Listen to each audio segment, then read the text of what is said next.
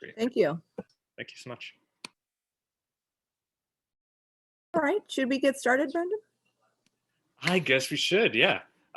So welcome everyone. This is the Health Justice is Migrant Justice panel. Thank you everyone for coming and attending. My name is Brandon Ray Ramirez, he, him. I'm a member of the Afrosocialists and Socialists of Color Caucus of DSA, also a member of Healthy California Now, and a member of Mi Gente. Very happy for everyone to be here. I'm co-hosting with Maribel. Maribel, I don't know if you want to go ahead and introduce yourself as well. Yes, hello everyone. Maribel Nunez with Inland Equity Partnership, and then a board member of Healthcare Now and Healthy California Now, so the federal and state single payer. Brendan, do you want to set us off on the land? Sure, absolutely. So before we even get into any of the topic and introductions, just want to first do an Indigenous land acknowledgement. Recognize that we are all remote and that a lot of us have been operating via Zoom and working online. However, wherever we're working from and wherever you're currently based out of, we do want to acknowledge that you are on Indigenous land, that this is stolen land. And so we want to center that and focus that this is still indigenous land, and there are struggles by Native peoples that we still are in solidarity with and we unite with. Myself, I'm calling from what is now called Los Angeles, is Tongva and Quiche land. So I think it's important if you actually know the indigenous land that you are currently on, please put it in the chat. I think it's a good way for us to acknowledge that and center that in our struggle. And I think if we got anybody, yeah, feel free to go ahead and drop that into the chat there. So with that, I think we just want to have some opening remarks of why we're actually doing this workshop and why this is really important to us. Maribel, do you want to take that, or should I go ahead? Can I start first and then you can? Sure, go, absolutely. So again, Maribel Nunez, and I'm here from Riverside in the Inland Empire, shout out, proud. Yeah, we wanted to have this workshop to really make sure if we're saying we want to create a broad-based coalition, people of color coalition, we have to address some of the immediate concerns that our immigrant community, I would even say the Latino community is facing as well, and people of color are facing with, over, spending of detention centers and harsh immigration policies that are very racist, right? And talking about the racial component of why we don't have single payer, and I think there's a lot of racism about why people don't want to invest in single payer. So I think we need to call that out. I think that sometimes we ask ourselves in the single payer that it's very white led, and we ask ourselves, why isn't there more people of color? Why isn't there more immigrant rights groups being part of this? And so I think we need to kind of tackle some of the issues that they're facing now, especially not only that started with Trump, but also as far back, even prior presidents with Obama and prior presidents. And so I think it's important that we hear out some of the issues and figure out what are some of the barriers why they can't join the movement, or what are some of the questions or hesitations for joining the movement on single payer. And what can we do as single payer advocates to fight that fight and really see that fighting the fight within the immigrant community of defining ICE and other things, that it's our fight as well, because in the end, if by solving these issues, not only are we solving the issues of human rights, but we're also expanding more resources by defunding these repressive agencies and harsh investments that have separated families. But it would help us to have a just federal budget for our communities. So I think it's important to think about that everybody's fight is our fight. And then if you want to talk, Brandon, and then we'll introduce the speakers. Yeah, absolutely. 100% plus oneing everything that Maribel said, and I think that what I hope to get out of today and for all the attendees is that we first can really root ourselves in what is the most the most horrendous parts of the immigration and industrial system, and basically I think that if we can talk about what migrant justice really means, as far as deportation and detention and really ending that system. And then if we're able to then talk about, what is the everyday struggle for migrants navigating the private healthcare system, and then talking about, when we talk about solutions, really is going to come down to organizing. And what does that organizing really look like? So really to have that kind of framework, and I think it really speaks to the way that we want to move this fight forward. So with that being said, yeah, let's go into some introductions here. I'll introduce the first two, and then Brandon, you introduce Geovani. I want to introduce, shout out to Ms. Luz Gallegos, Executive Director of TODEC Legal Center. And I'll have her definitely introduce the different regions that she represents here in California. And they're basically the one-stop organization, to be honest with you. In here, they'll talk about how we navigate the healthcare system, but they have, like I said, a one-stop organization where they do get out the vote, citizenship clinics, fight for immigration reform, and they have COVID-19 advocacy programs to help our farm workers. And really the testimonies that have really helped to move a lot of the work that we've been doing at the state level for Health for All, medical expansion. So having such a strong base building and storytelling of testimonies really has changed a lot of our state legislature representatives. And so base building is very key in organizing. And I really want, with their work is really what also changed California that impacts the whole nation. So I really wanted to welcome Ms. Luz Gallegos. And then the other speaker we have is Ms. Sarah Gardiner, Director of Policy from Freedom from Immigrants. And so I really want to uplift their work and how it helps us to have a just federal budget by having, some of the changes in ICE, potentially defunding ICE, and how that work could really help us in our single payer movement. So thank you so much for joining us. And Brandon, do you want to introduce other speakers? Absolutely. So I'd like to introduce Geovani Serrano, who's a community organizer with the Georgia Latino Alliance for Human Rights, GLAHR. I know that Georgia has been having an extremely busy past few months between the primary, or not the primary, the general election of getting delivery of a win for Joseph Biden, and really the deep organizing that's been taking place there in order to flip Georgia blue, followed by Raphael Warnock and John Ossoff's victories. And we also have had the victory of 287G is being repealed and overturned. So that being just a lot of work for, I know that the Latino community is extremely crucial for that. For flipping Georgia, and I know that GLAHR has been doing a tremendous amount of work and will continue to. So thank you to Geovani for being on the call, and all of our panelists, and also want to thank Sofia Sepulveda for helping moderate this call and to help get us set up with all of our tech and coordinating. Really do appreciate that. Wonderful. So I think the next part we can just jump into is, if everyone's good, we can just jump into our questioning.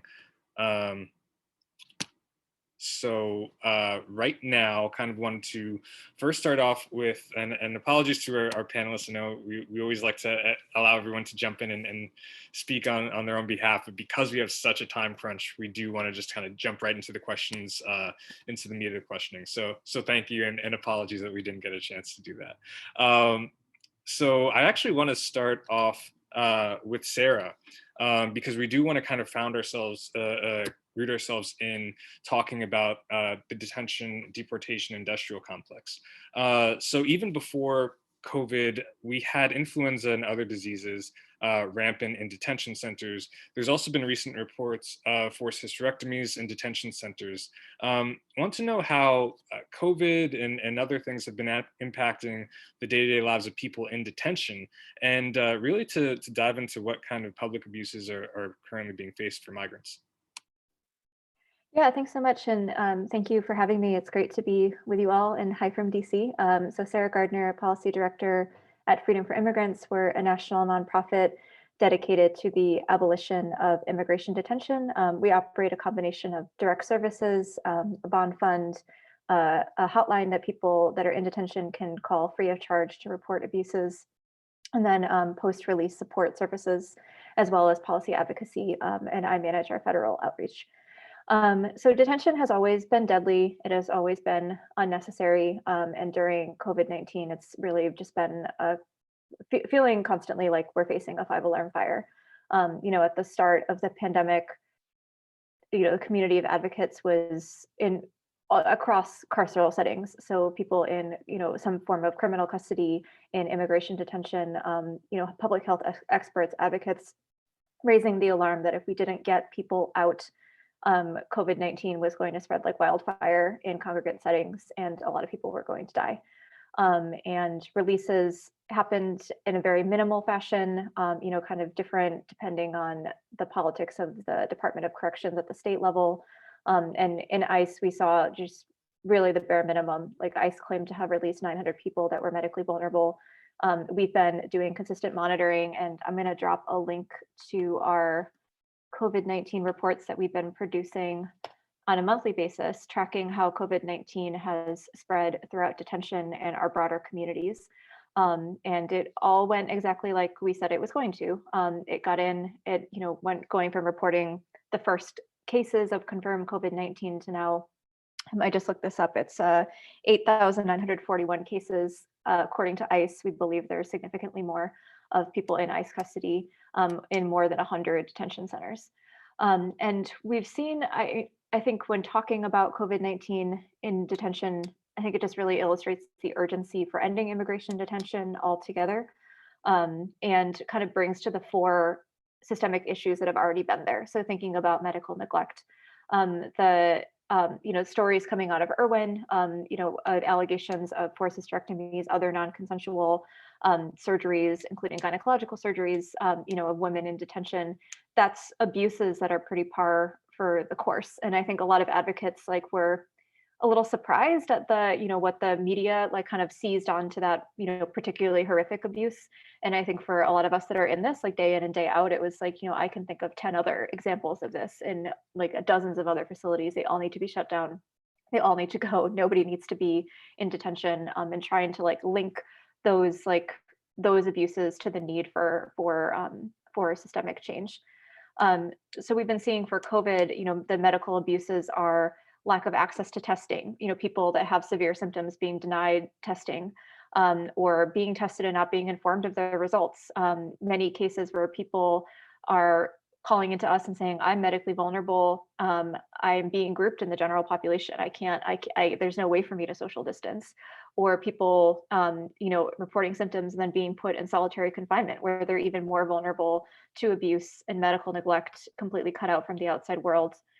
Transfers have been continuing, just really pinging people between detention centers, speaking to people that have been in 11 ICE facilities in the course of a month or two, while a pandemic is raging. And we've seen how these transfers have fueled the transmission of COVID, not just in detention, but in communities that are host to these detention centers.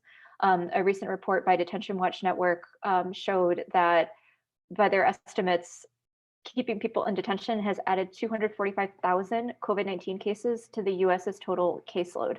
COVID doesn't care about your immigration status, and there's no way that we can keep this contained. There's staff members coming in and out, community members. And so we've been really trying to make the case that it's not just a human rights priority for the Biden-Harris administration to be urgently getting people out, but a public health priority. It's just been, I did the math of our COVID reports, and I think we've written close to 200 pages. It's really documenting how ICE is either incapable, unwilling, or some combination of those two, of providing even a basic standard of care for people at any point in time, but especially during COVID-19. Thank you. And just thinking about this is also an international crisis, because I remember early on in the COVID crisis that there had been deportations of migrants to Haiti, who they knowingly ICE were deporting people who they had contact with COVID and going to a country that was not prepared and didn't have any COVID cases at the time, but was not prepared for the pandemic. I'm curious if you already touched upon this, but if you want to speak a little bit more about how important the demand to defund and dismantle ICE is and CBP, and the rest of the immigration industrial complex to really the health and well-being of immigrants, because I think the healthcare movement focuses on private health insurance, but not really care systematically. So really, if you want to speak more about the abolition aspect to it. Yeah, so Freedom for Immigrants is a proud member of the Defund Hate Coalition, which is a network of organizations advocating for dramatic cuts to ICE and CBP's budget. We focus on the detention account, and it's a big range of groups. So not everybody has a fully abolitionist stance, but I think we're moving more in that direction now, and it feels really great. I mean, I think sort of an outcome of COVID-19 and just how horrific, it's like the deadliest year in ICE detention, 20 people died, 8 of those were due to COVID. We think the true fatality count is higher because we're not able to track what happens to people after they're released. I think it's really like pushed more kind of mainstream groups to the left. And it feels really amazing as an advocate in DC to be like having a united front that like, we need to zero out the ICE custody account. It also feels really good to, and like, thank you, Georgia, to be in a position where we have the opportunity to not just be responding to horrific, abuses, but to be thinking about the divest piece, zeroing out these accounts, and then what can we do with that money? And I'm going to drop another link, which is from the Defund Hate website, which just kind of plays around a little bit with like the positive side. We don't just want to like stop active harm, but what can we do that will make us all safer? And how can we use this money for healthcare? How can we use it for schools? How can we be thinking about our entire communities? And I think we're starting to have kind of relatedly, this is like dovetailing into conversations about vaccine access. And our position is everyone should have access to the vaccine regardless of citizenship status, and people that are in detention need to have access to the vaccine, have it administered by qualified medical professionals that have the trust of their communities. The trust is so broken, like inside detention, for good reason. People have been reporting that they would not trust a vaccine that's administered by like ICE Corps health staff or other officials. So people need to be like getting vaccines in a safe place, and this needs to be regardless of detention, and regardless of citizenship status. And if you think about the money that we're currently spending to harm people and what that could do, for the current health crisis that we're facing, and just more broadly. And that ties in directly with the next question I was going to ask, actually, which was, when we talk about vaccine distribution, we talk about, the migrants and immigrants who are not necessarily currently in detention, but it causes a lot of distrust. And we talk about, vaccine distribution, and Sarah, if you want to speak to this, but also, I'd love to hear if Luz or Geovani want to speak to this as well. Kind of, how does this medical neglect in deportation and detention impact the distrust among undocumented workers? Yes, thank you for that question, Sarah. Thank you so much for putting everything into context. We are in crucial times. We are in very desperate and crucial times. Us within our region, we organize in the Inland Empire. The counties that we organize in is Riverside, San Bernardino, Inyo, and Imperial counties. And Riverside and Imperial, we are border, some of our cities within the region are border. We live in a border region where we have always been used to Border Patrol roaming our streets, separating families. But of course, we weren't used to, as we all here in this call, we're used to a pandemic that's not discriminated against gender, against economic status, if you have a green card or if you don't. So right now, if it's not now, it's never. Right now, we within the communities that we organize, especially our rural communities within our farm workers and whatnot, there's always been distrust in government, and that's the reality. That's a reality. I could share both my grandparents were braceros, which were field workers that were contracted by the US government to come and work the fields between 1942 and 1964 when all our world wars were going on and so forth. So I could tell you, I mean, it dates back to that, and even before that, as migration has been a big issue, especially throughout, but especially us here in California. My grandpa used to tell me that every time they would come into the States, they would literally fumigate them. Like if they were some type of animal.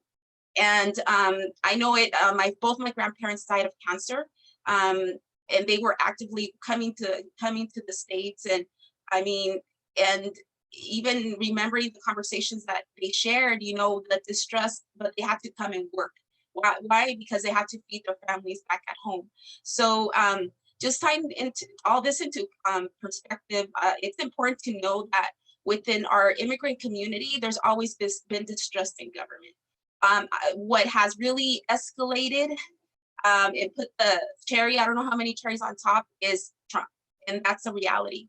I know with Trump, even before he became a president, his campaign really brought a lot of rhetoric and fear within the community. And once he was elected and put into power, our communities were fearing. Even I know once he came into power, even our community was telling us that they didn't want to send their kids to school because they thought they were going to start deportations and different actions that he said in his campaign. And a lot of these promises actually came true. All of them came true. And as we're talking about health and where immigrants stand and the distrust in systems, which at the end of the day, it goes back to government. With public charge, which is the biggest topic I could relate all these issues to that we've lived in these last 4 years, with Trump really going into public charge and creating that rhetoric and fear within the community. We started seeing that since he came into office, but most importantly with COVID. We've had workers that even had all the symptoms, but they feared going to get healthcare. Why? Because they feared if they would get healthcare, they would be pinned and documented, and the government would know that they were sick and they were taking advantage of any type of healthcare or anything like that, and that would create them to become public charge, and they would never have the opportunity to actually get a green card. So all these fears, all these emotions have lived in our country for so many years. It's just for us, it's very personal because we working in the grassroots, we continue hearing the stories, seeing the families, and not only with the family separation, deportation, and detention, but dying, literally dying. Every day we're losing family members, every day we're losing friends, every day we're losing community members that this pandemic is taking. And health plays a big part, especially right now during this pandemic, that a lot of our immigrant communities fear going to the doctor. A lot of our families find their family members dead when they wake up, because they didn't want to go to the doctor to get any type of health care, because they feared public charge, they feared Trump, they fear government. So that's why we as an organization, we have been very strategic and intentional as far as our advocacy, elevating the issues and that we have within the community. And we are so blessed to be here in Riverside County, that in California, that our government, our state government and our local government has been very responsive to our advocacy. But it does take a village, and it does take all of us to be on the same page, because I know this is what we are experiencing here in the Inland Empire. But I know this is being experienced across the state and across the nation. As to be honest, without our workforce, our states, our country, the economy wouldn't be as powerful as it is, you know, especially being agriculture being the backbone to the economy of our state. So again, thank you for inviting us, because this is a country's, it should be all of us on board, elevating immigrants, being part of these conversations, because we do intersect with each other. And it's just so personal right now. It's just, it's very, very personal. It's created a lot of trauma within communities, not only within their health and well-being, but also trauma. There's a lot of trauma within communities, a lot of mental health issues and all of that. But yes, definitely what we need more is compassion. We need compassion, and think about everybody, all of us here, me, myself, I have the privilege. I'm privileged. Why? Because I was born here in the United States, although my parents migrated from the state of Michoacán, Mexico, but to give me the opportunity of an education. You know, even being a farm worker at my early ages, you know, give us the conscience to go on and about and not to forget who we are, and to have compassion for those that don't have the same privilege, having the privilege to have a green card, have a job, have healthcare. I think right now we need to continue using our privilege to think of those that don't have the same privilege that we do, especially now and ever, especially right now with this pandemic that's taking our communities' lives. Luz, thank you so much for sharing that, and we're really honored and very appreciative, I think, to speak for all of us, for you to share that story. And also, Sarah, thank you for providing the context and the work that you're doing with regard to detention. I'm actually going to pass it over because I think this is tying directly into the next topic that we're going to go into. So I'm going to pass it over to Maribel, who has some questions as well. Yeah, thank you, Brandon, and thank you, everyone. And I think that with all the, we've had this history of how our immigrant community with the Arizona, like against racial profile, against the Latinos, right? And I think we'll have Geovani speak in just a bit as well, how we have to step, we have been stepping our game on getting out the vote, right? Because of all the repression that has happened. I wanted to, kind of going with what folks had said is that, there has been a lack of investment and a lot of investment in over, militarizing and over ICE that has led to lack of investment for our safety net. And especially impacting our people of color communities. And COVID-19 just exasperated, some of those inequities and those effed up systems, right, that were not working for our communities, even more so. And in California, it didn't even help passing Health for All Kids, Medi-Cal expansion to undocumented kids, or Medi-Cal expansion to young adults, Health for All young adults, because of what Lou said, right? Like the fear of enrolling. So, and I think just the history, we'll talk a little bit more because we have campaigns that we say for all or single payer for all or for whatever, but that doesn't always mean for all. So there's a history of distrust when we hear for all, right? And so even in California, we couldn't really do the enrollment because of the confusion about public charge and all these other things, right? And with COVID, it made things much worse. And that's what we'll transition a little bit more to hear more about all these things. And so this question is targeted towards Luz and Geovani. We know that we want to hear a little bit more about experiences with our communities within the healthcare system, especially when we're looking at COVID. We know that the immigrant working families are on the front lines of COVID-19. How has COVID-19 impacted the day-to-day lives of our immigrant communities? And if you want to expand on Latino communities, I want to see if Geovani and then maybe Luz. Hey, Maribel, thank you so much. And thank you everyone for being here. I think just speaking like just personally, how the pandemic has impacted our community members. My parents are essential workers. They're working on the front lines. And for many of our friends and family members that we know that, they're essential workers for our community members right now during the pandemic, getting sick is not an option. It's already like at the beginning of the story that we don't have access to healthcare. A lot of community members before COVID-19, they always like put away, like try to do home remedies before going to a doctor because of affordability. It was really too expensive, and there were other things that they needed to take care of. So that when pandemic started, a lot of community members are working in the front line. Sometimes they don't have the necessary PPE to protect themselves, but they're still out there working because the end goal for many of them is to bring support to their family members for to have their a roof over their families and just continue working. I know a couple of friends who have been impacted by COVID-19. They're not able to claim unemployment. We don't qualify for that here in the state of Georgia. So just getting sick, it brings a lot of unknowns to the community. Who's gonna be, if you're the main source of income to the family and you get sick of COVID-19, it could be a week, it could be a couple of weeks, it could be a month that you're not working, you're not providing, money to the family. Not only that, but here in the state of Georgia, we also have a lot of evictions taking place right now. We're fighting against evictions or community members who are not able to pay their rent on time, and then different complexes, are starting to do evictions and take them out in the streets, and then the community members are not able to provide for their family. We have the choice of kids too as well. A lot of us, our community members, work full time, and then having online school is a major issue too as well, because they're not at home. Sometimes our community members do not have, access to the internet or having no computers for all the kids that they have at home. So that's another hassle that they had to go, like just navigating through the pandemic.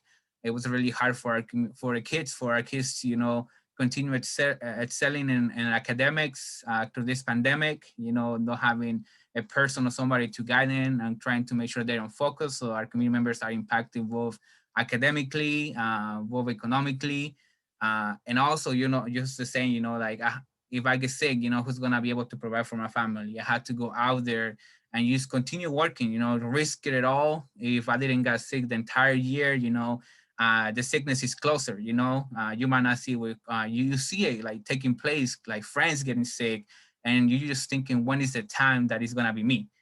So that's one of the things that our community members are going through at the moment. It's something that impacting a lot mentally too as well. You're just thinking of this, this year, when is gonna be my turn? You know, have family members that already got sick.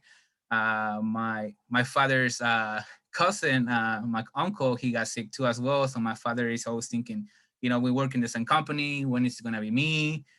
So just taking these precautions, and also for them, you know, at the end of the day, is also what can they do too as well, because sometimes they fear of their losing their jobs because they're demanding more protections from their bosses for where they work, and that's also like something that is impacting big, like it's really big to see how much they can push for protection for them too as well. But also when it comes to access to COVID testing, here in Georgia, at the beginning it was a major issue because a lot of community members didn't know where to get tested, but also many of these locations were asking for an ID, and a lot of community members do not have a Georgia State ID. So it was a lot of distrust that they have, you know, if I go there, are they gonna ask me for my ID? If I drive to the place and I show them, you know, my matricular ID card, are they gonna say something to the police that I drove to the place without a proper driver's license or proper identification? So it was most of these different issues that came into place. Unfortunately, I think a lot of community members know now they're having like opening a lot of spaces where they can go get tested. We have different places around different areas where community members concentrate that they're familiar with. But at the end of the day, now that it comes to vaccination, I've seen a lot of community members who are 65 and older, and here in the state of Georgia, you know, just the distribution of the COVID-19 vaccine is terrible. And also the access for our community towards the vaccine is also, a lot of community members is basically, where can I go and get an appointment? Because when you're trying to navigate from the different counties that are available, it's almost impossible for them to find an appointment. It's already really difficult for a normal citizen to find an appointment. It's really drastically almost impossible for our communities to find, you know, access to a COVID-19 vaccine. So just looking at, you know, hopefully once they release statistics out of the first tier of people who have been able to get the COVID-19 vaccine, I'm pretty sure the Latino community has been one of the lowest, as well as other minorities of colors, because I haven't heard nobody that I know that has gotten the COVID-19 vaccine until now. And they've been looking for it, where to go. Even myself, I've been trying to research, and it's just a hassle. Like, it's so confusing. Sometimes you log in and it's told you that the appointments are full. You log in back again, it's saying that they're available. So just a lot of things that our community members had to navigate during these times, and it's just everything, you know, is coming together. A lot of community members right now are getting worried about evictions, potentially getting sick where they work, their kids not doing good academically in school.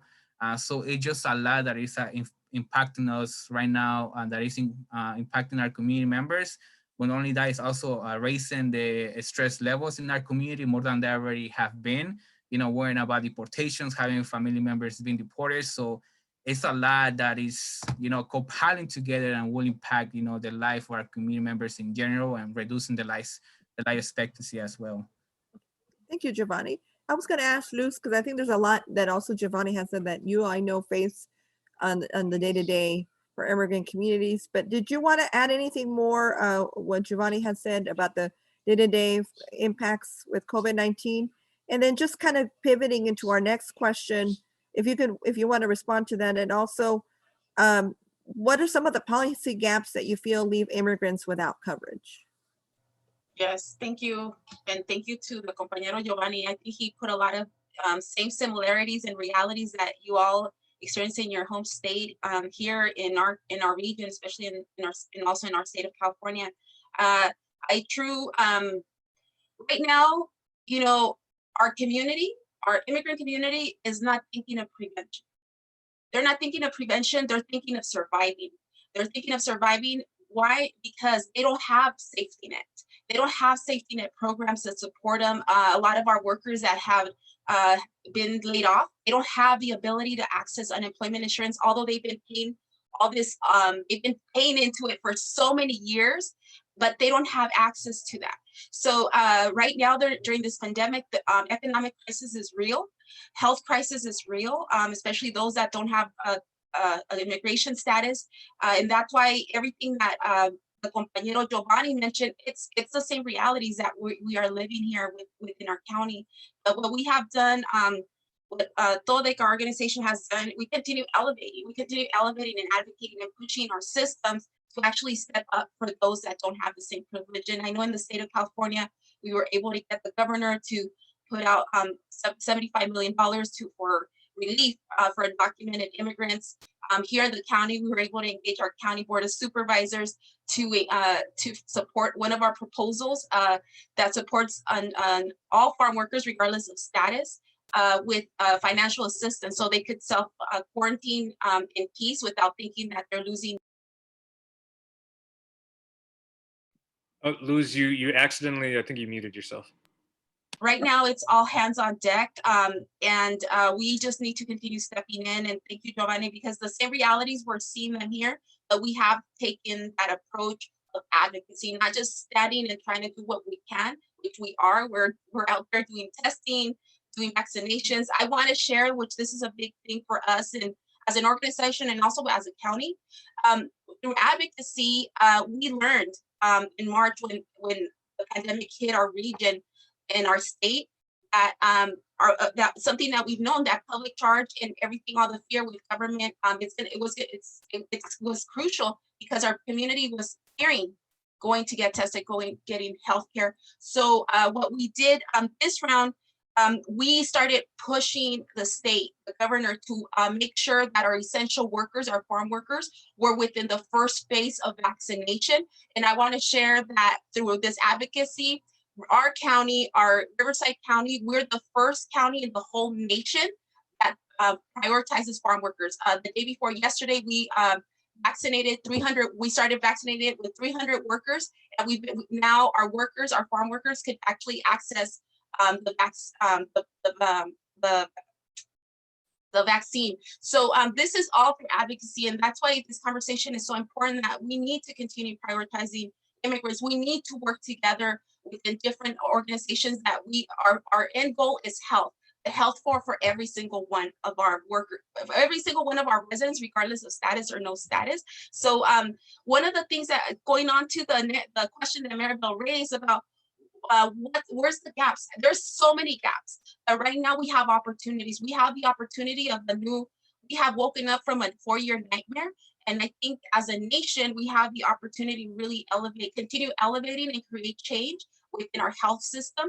I want to share that we're part of a message brief that is going to be presented. It's going to basically, the cases challenging Trump's October 4th, 2019 immigration proclamation. This proclamation basically bars the entry of all intending immigrants to the United States that cannot show either if they have a status or not, but also that they are covered by health insurance within 30 days of entering the United States, right? So right now, there is a case moving forward, and this is an opportunity that we have here in the country to actually go back onto all these executive orders and policies change that the last administration do, including public charge. And those are some of the opportunities that we have to make things better for immigrants. As we know, public charge has been the common denominator for all the issues that we're having amongst immigrants, not only undocumented immigrants, but those that even have a legal permanent status that are not yet US citizens, that even fear getting access to going to get healthcare because they fear that their green cards may be taken away. And this is all around the rhetoric and all the fear that this past administration do. So there are many opportunities that we have to come together for all, not just some. And what I'm gonna do, I'm gonna drop a link for you to sign on, and what our staff is going to do is follow up and send you all some of these sign-ons that you could actually be part and support if you're willing to. But it's right now, it's about everybody, regardless with or without status. We're all contributing to the economy. We're all working, we're all buying in the stores. So I think right now it's that we are in the right time to actually push any policy that really reflects the needs and the realities of our community. Thank you. Thank you, Luz. And I just wanted to mention that because of the work that Geovani, Sarah, and Luz makes this country better. And also what Geovani, I know maybe we'll share later about Georgia, right? Like what happened in Georgia. We owe it to these groups to make our nation better and for us to even have a chance potentially of fighting at the federal level. And so thank you. And we look forward to signing on to your legislation or ideas or sign-ons. And really, when we talk about Latino community, immigrant community, they are the essential workers. They feed us, so we need to take care of them. And thank you, Brandon. Take it away. Yeah, and I think Luz also was really getting us into this section about the solutions, right? So I think Healthy California Now and Healthcare Now and a lot of organizations, DSA's Medicare for All campaign, really looking at now that we're in a Biden administration, we're saying, how do we actually move forward on Medicare for All? And I think that a lot of this is going to be statewide organizing, and it's going to mean really speaking to the marginalized communities, Black and Brown communities, the communities most impacted by COVID-19 and by the private healthcare system. So I want to turn to Geovani because Georgia has seen some big wins, and we're talking about Biden, Warnock, Ossoff, and then possibly if you want to even expand a little bit about 287G. Really want to see what lessons learned can you pass along to the rest of us who are working in the healthcare space specifically about what that statewide organizing looks like, specifically with Latinx immigrant communities. I know in Georgia, Black community is also a big a very large component, majority component of that. So if you can speak a little bit about what the on the ground organizing really looks like there. Yeah, I think everything was all the victories that we saw in the previous elections. It wasn't just a victory, out of the nowhere. It has been grassroots organizing, especially from our executive director, Adelina Nichols, who believe in a mission and believe that it was possible to make change here in Georgia. She's been on the ground since 2000, fighting for immigrants' rights and the dignity of our community. So it's just not something that can be accomplished from today to tomorrow. First, we started with one of the campaigns where, sometimes when it comes to elections, our rural communities are always forgotten. A lot of campaigns, do not visit our community members in the rural areas because it's really difficult. A lot of us, we drove 1 hour, 2 hours far away from home, just trying to visit our community members, and they don't have the same road structure as we have here in the metro area. So it's just sometimes it's a little bit more difficult. The houses are a little bit more far away. But it all started, like I would say, around 2018, when the Georgia Latino Alliance for Human Rights, GLAHR, started its first kind of like experiment, just to motivate community members to get out to vote for the governor's races that were taking place. It was just going out to South Georgia, informing our community members to get out to vote, the importance of voting, and there were so many lessons that were learned from those elections. We learned that our community members are never visited. Some of them, it was the first time that for some time they received information about the elections were taking place. And due to that work, we were able to increase the voter turnout in rural areas from 200% all the way to 500%. So in some counties, we will have like 26 Latinos going out to vote. And then in the 2018 elections, it went up to like 500. That's more than double our community members who went out to vote. And maybe we'll see 500 votes is not that much, but in rural communities, 100 votes can decide an election. and same here in local elections here in the metro area. So then continuing like coming up into like 2020, we also in 2019, we launched a new campaign called Soy Georgia. This one was like a campaign that was created for all the lessons that we learned in the previous elections, you know, informing our community members about the different types of elections that are taking place, what is like a primary election, midterm election, runoff election, a special election, who's running for office. You know, our community members, a lot of members want them to go out to vote, but yeah, you're going out to vote, but then you get this list of like, like more than 500 people who are in the ballot.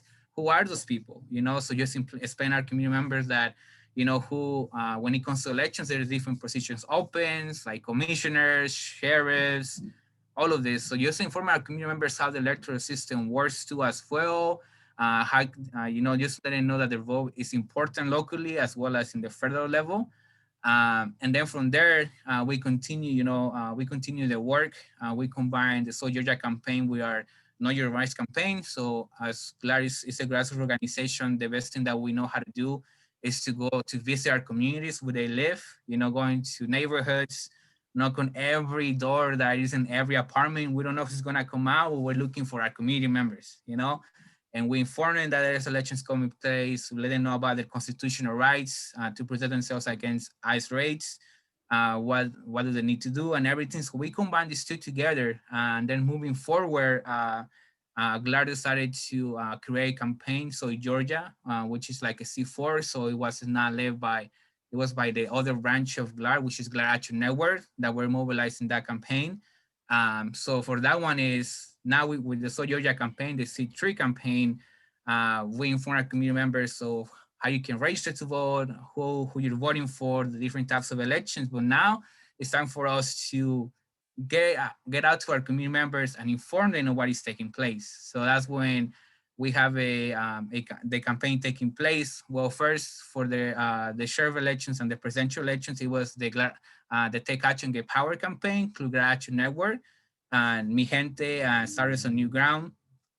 So it was just not only Latino community members, but also working in coalition with other communities of color and mobilizing the vote for certain issues, which was to end the 28070 program, both in Cobb County and Gwinnett County, as well as end cash bail for a lot of community members who are in jail for a long time, periods of time, so they're not able to get out because they don't have the resources to pay for that.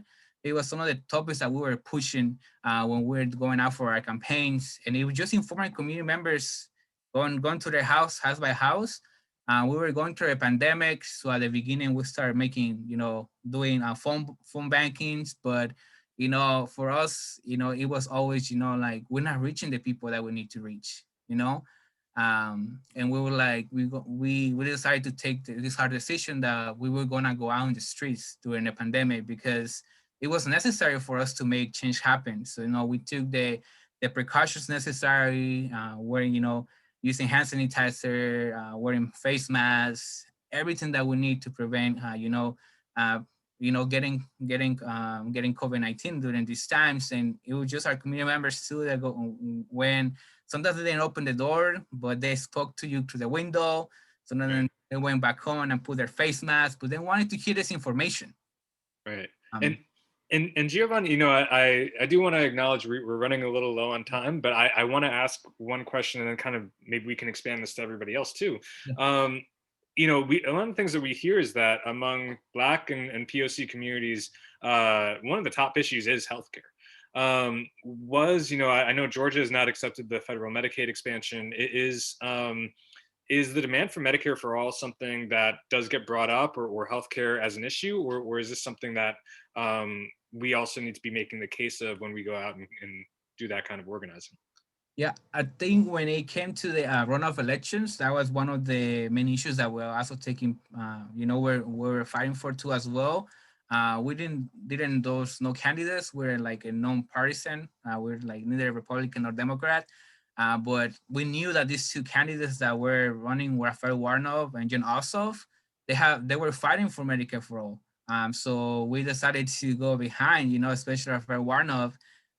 We know that that's an issue that impacts our community members.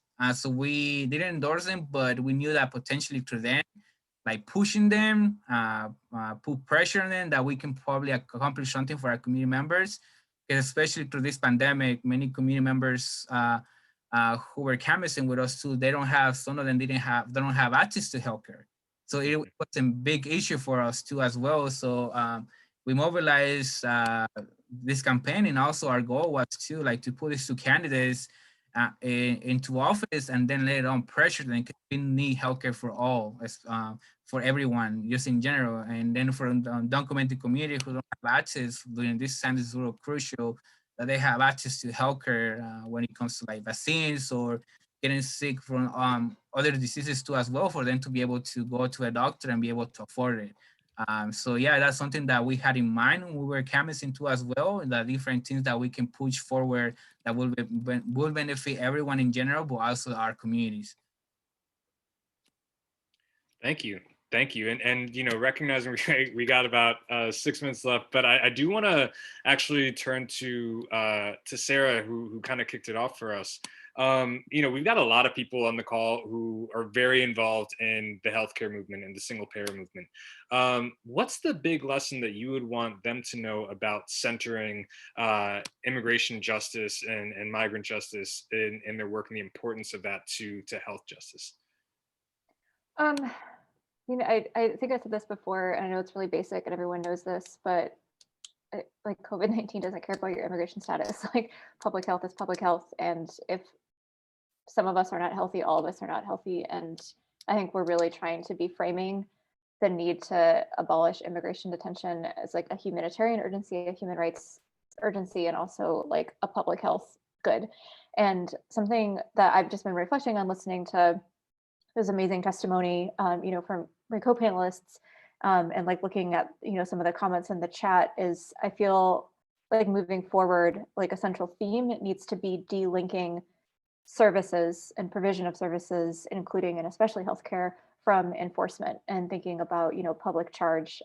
Before coming to Freedom for Immigrants, I was a consular officer at the State Department, and I left partially in opposition to the Muslim ban. And I'm thinking about, you know, getting justice is a lot more than just rolling back these EOs and undoing Trump policy. Public charge existed before Trump, it just wasn't weaponized the same way.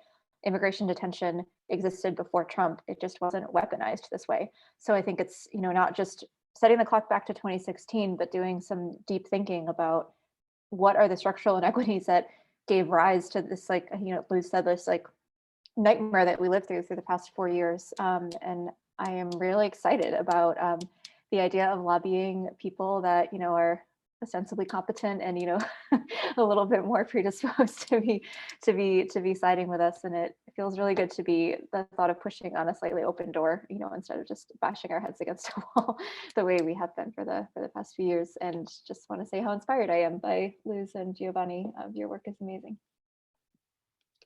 Thank you so much for sharing that, and I do want to also ask a similar question to Luz, of, you know, a call to action, and you work at the intersection of this. So, you know, what is it that you'd really like to see the movement focus its attention on in the coming months and year? Like I said, you know, and how we say it in Spanish, si no es hoy, ¿cuándo será? I think if it's not now, when will it be? I think all of us have spoken. I think our country has spoken in November 2020, right? That the priorities, we need to continue uplifting the priorities of our community, and we need to continue protecting the health and well-being of everybody, including immigrants, including undocumented immigrants. You know, immigration has been a long time fight. I know our organization was part of the amnesty in the 80s to get to organize, mobilize, and advocate to get that passed, and then work on the implementation. And as we continue moving forward with immigration systems, we do need to reform all our systems, you know, and we need to continue working together. Especially with, we do see an opportunity. We see a very, very strong opportunity with the single payer movement. That's why we are very interested to continue supporting this. If it's not now, it's when will it be? I think we are in a time where we could make this happen together. united, unidos venceremos, right? And that's why we invite you. My ask is I'm inviting you to actually take part, of the immigrant movement, because we are, our community is part of the country, right? It's part of the US. As we continue with culturally, economically, politically, we are here, and we're not going anywhere. And we want to continue having these conversations so we could work together across sectors. So as far as for myself, we're willing and open, and we will continue the fight, in a fight along with you, as we have the same vision, right? To protect all communities, not just some, but all. Okay. And then Geovani, do you want to close us out? And then Luz, will you put your links again and close us out? Thank you, Geovani. Thank you, Luz. Okay, I think for us, one of the biggest asks is for us, like we have different things that are coming up, especially with this administration. We know that in order for change to happen, that we're gonna have to put pressure on them.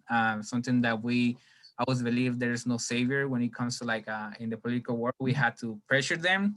We got these two candidates, and right now the Biden administration, as we might say, they don't have no excuse. They have the Senate and they have the House of Representatives.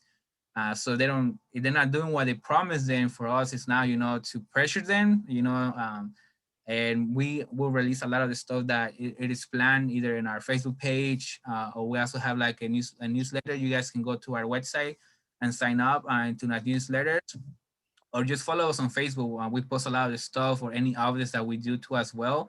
In the calls to action that we have for our community members. And then as well here, we have the Georgia legislation also starting their session too soon.